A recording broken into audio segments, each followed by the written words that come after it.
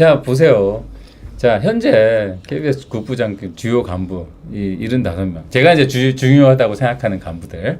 그러니까 뭐 여기는 약간 기술적으로 빠져 있고 뭐 몇 군데 빠져 있어요. 근데 하여튼 방송과 제작과 관련된 주요 간부 전략이라든지 뭐 이런 거에 75명 가운데 68명이 언론 출신이라고 볼 수 있어요. 간부진의 90% 이상은 언론노조고 특히나 그 중에서 핵심 보직은 100% 언론노조 출신이에요. 네. 아니 그러면은 뭐가 문제인데? 언론노조가 그냥 출세 테크트리지. 그러니까 그리고 그 권성동 원내대표가 한 거에 대해서 발끈한 거는 그냥 얘네들은 일단 치고 보는 거야 그냥. 네가 뭐 어떻게 될지 모르겠지만요. 다음 보여주세요. 이게 마지막입니다. 부산 KBS 보도국장이었던 기자분도 문정권 때 평기자로 지금까지 근무하셨던 뭐 제치입니다. 뭐 이게 그러네. 그러니까 그런 사례는 뭐 한둘이 아니까요. 네. 그래서 진짜 이거 이번에 언론 노조가 이거 가지고 난리치는 거 보면 이게 손바닥으로 하늘을 가리는 거예요 진짜 정말. 그러네요. 진짜 이게 너무나 뻔뻔해 그러니까. 얘네들은 김건희 여사 인테리어 거기 지인이라고 그러니까. 난리를 치면서 뭘 해야 된다고 뭐 조사를 하자고 난리인데 그런 거 하나 인테리어를 코바나 컨텐츠가 아는 업체에다가 했다고 지랄 발광을 치면서 그런 식으로 하면 이렇게 언론노조가 다 하면 그냥 KBS는 그냥 언론노조가 자주유지하는 게 아니고 그냥 언론노조 KBS의 그냥 한 지분에 산하 조직이네. 사실상 KBS라는 회사가 언론노조의 산하죠. 뭐 그렇게 거의 보시면 돼요. 언론노조의 네, 지침을 네. 받는. 그러니까 보통 우리가 이제 MBC가 더 심각하고 뭐 이렇다 생각했는데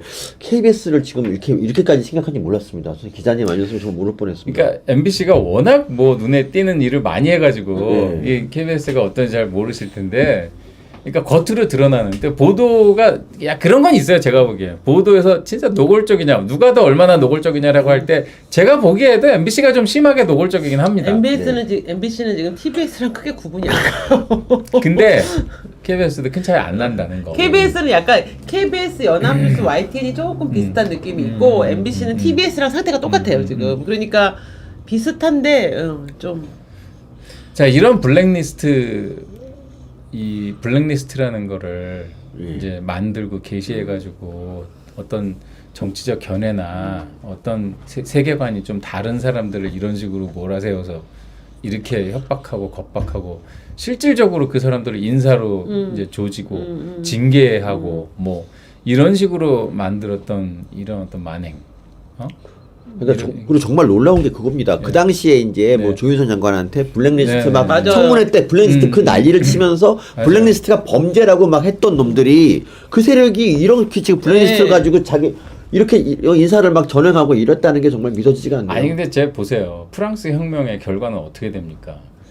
자코뱅당이나 뭐 이런 애들이 기요틴 만들어가지고 자의적으로. 그러니까 중요한 건 자의성이라는 거야. 누가 마음대로. 옛날에 원심재판이라는 게 그런 거잖아요. 나하고 생각이 다른 사람에 대해서 내가 자의적으로 해가지고 그 사람이 잘못됐다, 너 죽어. 이렇게 하는 짓거리 하잖아요. 가만히 보세요. 러시아 혁명 하고 나서 어떻게 됐어요? 중국 모택동 집권하고 나서 어떻게 됐어요? 이 모든 사람들이 마치 자기는 선하고 공정하고 뭘 할 것 같은데 이 사람들이 권력을 획득하고 나서는 더 심하게 그 권력질을 한단 말이야. 약간 KBS 보니까 한국판 문화혁명이네. 모르냐? 혁명이에요. 지난번 보는 네이밍 쩔어. 그러니까 문재인 수령님이 장악하시고 난 이후에 언론에서 문화혁명 일어났네. 아니 사실 MBC나 뭐 다른 데도 비슷했다고 저는 보고 있고요. YTN에서 벌어진 일들. 그러니까 거기 뭐 나중에 YTN 노조위원장님 한번 초대해 보세요. 그분 YTN 비슷한 일 다 벌었어요. YTN은 제가 아까 네트워크의 야근 뭐 관련된 일 했잖아요. 거긴 좀 더 심했어요. 그 부분에 관해서는. 왜냐면은 사회부 야근이라는 게 있어요. 사회부 경찰 기자 야근은 진짜 피곤하거든요. 그렇죠. 그리고 완전히 신입 기자들 굴리는 일이에요. 그러니까 경찰서 하루 종일 대기해서 뭐 건수 들어오나 이렇게 보고 하는 거 아니에요? 드라마에 자주 대기하는 나오는 게 아니라 형사과 가가지고 뭐 사건 조서도 막 뒤져보고 형사들한테 짜웅해가지고 뭐 하나 또 팁이라도 좀 얻고 뭐 아니면 주기적으로 전화 돌려가지고 또 뭐 소방서에도 뭐 요즘까지 뭐 그렇게까지 하는지 모르겠는데 하여튼 경찰 기자라는 거는 수습사원 돌리면서 네가 기자라는 게 어떤 거야라는 걸 맛을 보게 해주는 그 코스거든요. 그때 이제 야근을 시키는 거예요. 보직자들을? 아니, 그러니까 그 초기에. 근데 YTN은 거기다가 거의 60이 다 돼가는 그 기자들을 거기다가 박아가지고 자존심 상해서 있을 수도 없겠다. 힘든 것도 완전히 힘든 인간적인 굴욕을 주기 그러니까 그 사람들이 막 다른데 이제 막 들어온 수석 기자랑 앉아서 그거 같이 뒤지고 있었다는 거잖아요. 30년씩 근무한 사람들이. 그분들이 경찰서까지 나갔는지 어땠는지 모르겠는데 그 회사 안에서도 야근이라는 게 이제 주기적으로 어떤 여러 경찰서에서 벌어지는 일들을 이제 체크를 하고 뭐 이러는 거예요. 그러니까 약간 그 내용도 내용인데 인간적인 모멸감을 주는 행위를 지속적으로 지금 계속하고 있어요. 지금 사실 이번에 아까도 말씀하셨지만 엘리자베스 1세 여왕 그것도 뭐 국격의 문제 이런 게 아니고 인간적으로 모멸감을 주려고 맞아요. 하는 자꾸 거잖아요. 그런 식으로 해. 그러니까 김건희 여사가 무슨 여기 무슨 벨벳을 했네 안 했네 가지고 그래서 계속 인간적으로 문제가 있는 것처럼 모멸감을 주려고 그러니까 내용적으로 승부하지 않는 거지. 엘리자베스 그러니까 이제 이 여왕 이 서거와 관련된 문제는 사실은요. 제가 보기에 뭐 이게 수많은 사람들이 그 뭐 의견이 있겠지만은 이건 100년에 한 번 나올까 그렇죠. 말까 그렇죠. 하는 그렇죠. 글로벌한 예. 어떤 일이죠. 정치 예. 이슈잖아요. 예. 그러니까 이게 대통령이 웬만한 상황에서 무슨 저기 어디 정상회담을 한다거나 아니면 여러 나라들이 모이는 뭐 어떤 G7, G20이든 뭐 이런 데 가서 얘기하는 거하고는 차원이 다른 문제잖아요. 지금 저 영국에 거의 200개 가까운 나라에서 거의 대부분의 나라에서 뭔가를 보냈을 거 아니에요. 500명의 VIP가 왔다고. 그렇죠. 그다음에 이제 런던은 미어 터지고 난리가 났을 거 아니에요. 그러니까 다른 나라는 대통령제잖아요. 그러니까. 재임 중에 죽는 일이 없어요. 아니, 그러니까. 이 되게 특이한 일인 거죠. 아니 근데 이제 영국 런던이 개판이 났을 거 아니에요. 그렇죠. 그 안에서 뭐 이런 걸 가지고 얼마든지 일어날 수 있는 여러 가지 해프닝 중에 하나인 거죠. 예. 그러니까 여러 가지 뭐 법도 마찬가지고 어떤 여러 가지 사정을 형량을 해가지고 합리적으로 판단을 해야 되는데 그런 걸 보면은 어떤 정치 진영적인 관점에서 어떤 이득이 되는 선동만 하는 거야. 계속. 난 너무 싫어. 진짜 너무 그러니까 안타깝고. 아까 이제 돌직구쇼에서 전재수라는 인간이 이렇게 말해요. 대통령의 외교는 10분 단위 이런 것도 착오가 있으면 안 된다고 하는데 옛날 문재인 어땠냐면 맨날 왜 혼밥한 거야? 문재인 총밥도 8번인가 했고 그리고 체코는 대통령. 체코 갔을 때 대통령이 없어. 그건 뭐야? 그거는 그럼 일부러 계획한 건가? 그건 어떤 일이야? 그건 그건 진짜 굴욕 아니야? 네. 혼자만 먹는 거 좋아하나 그리고 특별히? 예전에 뭐 여러 가지 비사들을 읽어보면은 레이건이 정상회담을 하면서 다른 나라로 착각해가지고 엉뚱한 얘기해가지고 뭐 이건 치매였어요 사실. 뭐 레이건뿐만 아니라 닉슨도 그런 얘기 있고 여러 가지 많아요. 그 아웅 산테로는 착오가 있어서 10분 늦게 출발해서 산 뭐, 거예요. 그렇죠, 전 그렇죠. 대통령이. 그런 일 너무 많아. 아니, 그러니까 근데 문재인은 치매가 아닌데 그랬으니까 더 황당한 거지. 레이건 대통령은 치매라는 그런 면접은 되지만. 맞아요. 계속 이 얘기를 뭐 이어가면은 아. 그 아까 했던 그 쌩 난리를 쳐가지고 이사를 해임했잖아요. 강기영 이사를. 네. 그게 이게 참 그런 게 강기영 이사가 해임되고 나서 파업 종료의 어떤 그게 나와요. 이거 뭐냐면 네, 알겠습니다. 그게 뭐냐면은 뭐 고대영 사장이 해임되는 거가 궁극적인 목표지만은 고대영 사장의 해임은 강기영 이사가 해임됨으로써 이미 됐다라고 보는 거예요. 그러니까 가장 약한 타겟을 제거한 후 이제 파업을 좀. 아니, 약한 타겟이라기보다 이사회 구성이 그렇지. 7대4에서 그러니까. 6대5로 역전이 되는 거야 이게. 그렇죠. 그러니까 충분 조건이 이제 성립이 되는 네. 거야. 강기영 그러니까 이제 이사가 얘를 해임되는 내쳤으니까 거. 우리 손에 피를 끝났어. 묻지 말고 이사회를 통해서 간단히 해결하자 이렇게 됐겠구나. 뭐 하여튼 그런 비슷한 게 되는 거죠. 근데 부당해임 나왔잖아. 네. 그럼 이게 뭐냐면은요. 우리가 공영방송의 독립, 방송의 독립, 언론의 독립 우리 뭐 계속 얘기해요. 기자들 그거에 대해서 부정하는 사람 누가 있겠습니까? 근데 이거는 뭐예요?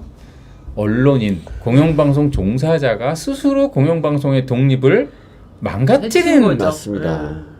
아니 정권이 들어와서 뭐 공영방송에 대해서 압력을 놓고 뭘 했다라는 거에 대해서 우리가 비난을 하겠지만은 설마 이런 일이 공영방송 종사자가 스스로 공영방송을 이렇게 독립을 망가뜨려? 이런 일이 벌어졌어요. 네. 아 그리고 이 쌩 난리를 쳐가지고 결국은 이들이 원하는 대로 다 됐잖아요. 그렇죠. 그러면은 그들이 원하는 것처럼 정말 공정방송을 하든지 그렇죠. 정부를 네. 막 비판하고 그 내용을 다음 주에 제가 보내드릴게요. 이들이 무슨 짓을 했는지. 와 좋습니다. 진짜. 진짜 그 다음에 뭐 정말 KBS가 그 다음에 아주 대박 치고 뭐 이렇게 됐으면 모르겠는데 그런 게 아니라 무능한 실적도 안 좋고 완전 맞아요. 구석도 없잖아요. 편파 보도의 아주 원단이었고 어? 그래서 유튜브의 활성화를 앞당긴 우리 KBS 언론 노조에 대해서 감사드립니다. 그 저도 부분은 유튜버 서민이었습니다. 부인할 수가 없어요, 진짜. 네. 근데 이런 무능 경영 뭐 이런 거. 근데 KBS는 더더욱이나 수신료를 걷어서 맞습니다. 생존을 하는 그렇죠. 회사잖아요. 보수 사람들도 수신료를 냈습니다. 제 월급에도 진짜 그렇죠. 되게 많은 가구가 네. 내주신 수신료가 저한테 들어와요. 그러면은 공영방송이라는 이 집단이 네. 어떤 특정한 정치적 견해를 가진 사람들만을 대변하고 이렇게 했을 때 과연 존재 가치가 있는 건가요, 진짜? 난 없다니까요. 아 제가 여기 소속원으로서 이러는 게 정말 참담합니다. 근데 한때는 뭐 그런 얘기 하더라고요. 뭐 옛날에 얘네들도 뭐 그런 얘기를 비슷한 얘기를 하기도 했었어요. 이게 공영방송이 이렇게 하면은 공영방송이 사회적 공기다. 근데 이렇게 하면은 사회적 흉기다. 뭐 이런 얘기를 해요. 근데 이거는 사회적 흉기라고 할 때 흉기는 뭐 몇 사람만 해치잖아요. 네. 이 정도 되면은 그냥 유독 폐기물 그냥 이런 거예요. 황사가 거의 너무 진짜. 센 거지 지금. 황사에 뒤덮인 공기죠. 진짜. 아 진짜 좀 마스크 써야 되는 거지. 진짜 사회적 핵폭탄 어때요? 안타깝습니다. 그러니까 이런 일이 벌어졌어요. 이런 블랙리스트까지 동원되고 뭐 이러면서 이제 언론 노조가 사실상 이제 KBS를 완전히 장악한 뭐 그런 어떤 과정이었던 거고요. 네. 그러니까 보통 이제 이렇게 시리즈에는 1탄을 되게 세게 하거든. 왜냐면 1탄을 해야 2탄을 보거든. 그렇죠. 근데 1탄을 보고 와 세다 그랬다. 2탄 보니까 더 세. 와 2탄이 더 세. 근데 3탄은 더 세 되는 거야, 여러분. 아, 그러니까 더 세다기보다 약간 방향이 좀 다르긴 한데 네. 그 이게 어떤 보도가 네.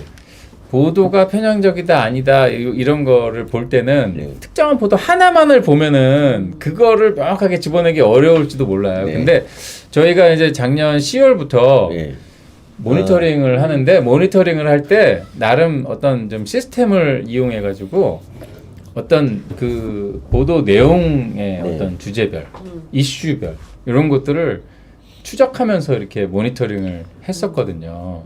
그걸 쭉 보면은 이 사람들이 의도했는지 안 했는지는 모르겠는데 결과적으로 보면은 아주 악랄하게 지속적으로 일관되게 어떤 편향성이 드러나는 그런 현상들이 이제 보이는 거예요.